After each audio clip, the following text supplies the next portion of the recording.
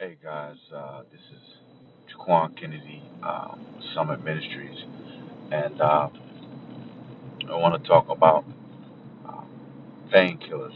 Pastor Henry, he came up with this idea. God gave it to him, and immediately a few things came to mind. At first, I didn't know where he was going with it, but then as he began to talk, I said, "Wow, this is an epidemic in our world right now, and it's such an epidemic because."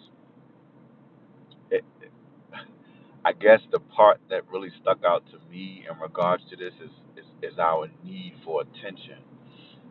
You know, we have such a strong need to get attention from people, from things, anything that would give us attention. Uh, we gravitate to it, and it's it's a painkiller. What do you mean a painkiller? Well, uh, you know, and one of the ministries I have, my Bible study ministry on Facebook, I talked about us walking in the authority that God has given us, the God-given authority, and how oftentimes we run to things that have not justified us, have not validated us, and we look to that as uh, whose report we will believe. And it's actually really scary because many of us are dealing with pain, all of us in some sort. There is something that each and every one of us has that serves as a source of pain. And I know it sounds very cliche when we talk about, uh, oh, just go to God and He'll take care of your problems and da da da. Da. But it's if we make it a practice, I'm a living witness that it can do things for you that these things that we resort to, such as painkillers, just cannot do. And I know it's very churchy to say it, okay, but it's very real to live it, and it's a very real manifestation to see that when we actually do put our trust in God, uh, the results of that, okay. Um, I speak on attention because we live in a day and age where social media is just it's it's what we do. It's a part of everything. If we're talking about news, um, throw in social media. If we're talking about, let's just take a look at it. In so many different areas of our life, social media is a part of it. World star.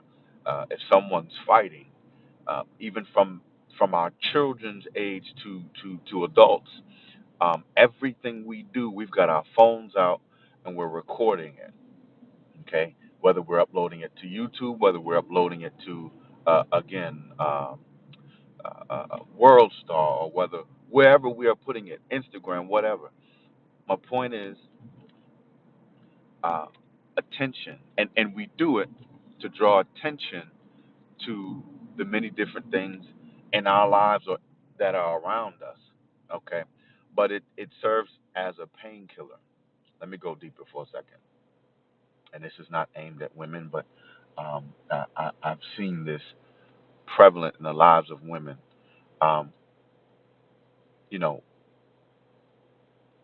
you see where we are again validated by things that were not meant to validate us. So we'll get online, we'll take 50 selfies, um, we post it, and it's not enough that you comb through so many different pictures in order to find the picture that you thought was the best one yet. But now the second part of that validation, the painkiller, the low self-esteem uh, that we often have, that says, okay, it's not good enough that I posted a picture that I like, but now I need to know how many other people liked it, because if I didn't get 50 likes, 100 likes, if I didn't get all of that, well, the picture wasn't good enough. And what happens with painkillers, the dangers of painkillers is this. Oftentimes with this painkiller syndrome, I like to call it, We end up being in a situation to where, watch this, what we thought was going to validate us only takes us deeper down the rabbit hole. Okay, so as a result now, as a result, we are now worse off than what we were originally when we sought out the thing that we needed the validation for, that we thought we needed the validation from. Painkillers. Painkillers. So, what are you suggesting, Pastor? What I'm suggesting is this. I'm suggesting the very churchy sounding thing. Okay? I'm suggesting that we get down to the root of our issue. Maybe it's self esteem. Maybe it's validation. Maybe it's the fact that I just really want attention. And I don't feel happy unless I get that attention. Maybe I'm receiving a little bit of attention, but I want more attention. So again, we find ourselves in a situation uh, where we just go further down the rabbit hole. Look at it like this: there aren't too many medications, painkillers, okay, that either don't cause an addiction, that either don't cause for us to uh, have more issues because I took this, but it gave me these three other things.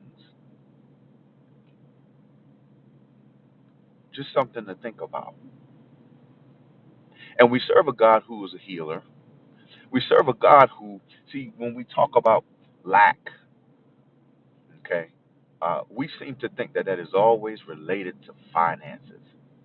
But again, maybe I lack self-esteem. Maybe I lack the need to feel accepted. Maybe I lack so many of these different things that if I tap into my maker, I'm able to be made whole. So painkillers, um, it's something again that I feel like is an epidemic in our culture, in our society, and people want to know what the answer is, but it takes a message that's life changing. And I'm not saying that this is life changing per se. I pray that it is, but it's not my words that end up being life changing. It's the words of Christ. It's the words of Christ. It's the character of Christ. It's the mentality of Christ. You know, the woman at the well, I'd like to believe that every person that she thought was her husband was a painkiller. Thank you, Jesus. And I like Jesus' approach because he wasn't judgmental in confronting her, the lie that she was living, nor